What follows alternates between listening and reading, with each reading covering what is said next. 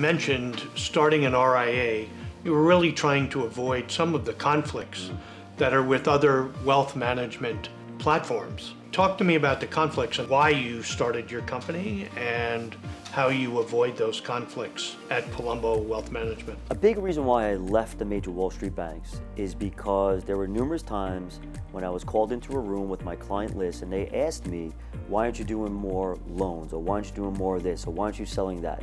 My answer to that was because I don't think it's appropriate for my client. So it was this constant pressure that you would get.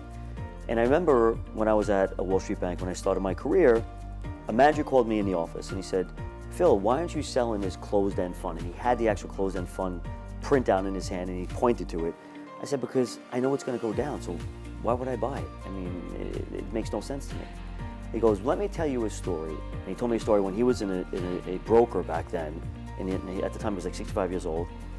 And he said that a client had called him up because they saw an ad in the paper and they asked me why I didn't sell them that closed-end fund. So he said to me, he goes, you should let the client make that decision. And I said to him, I'm the advisor and I know what happens with these particular funds. And from that day, literally 3 weeks later, I left the firm and went to another Wall Street bank. So it's these constant conflicts that are very frustrating when in the end you deal with people's money, right? I always say it all the time. There are three most important parts of people's life, right? First is people's health. If they have their health, then second to that is their family, because now they can enjoy their family. But to enjoy your family, you really need money, right? Money does help.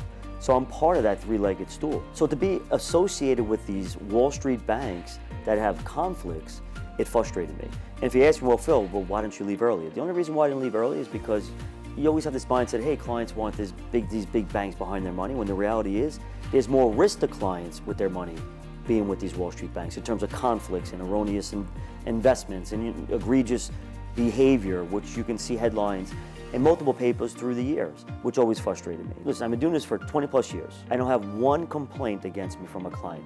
And I've been through 2 bear markets where the markets went down greater than 50%. So why should I be associated with these Wall Street banks where there's this constant headline risk that they're doing something wrong? I'm really passionate about this, and it's a big reason why I went off on my own.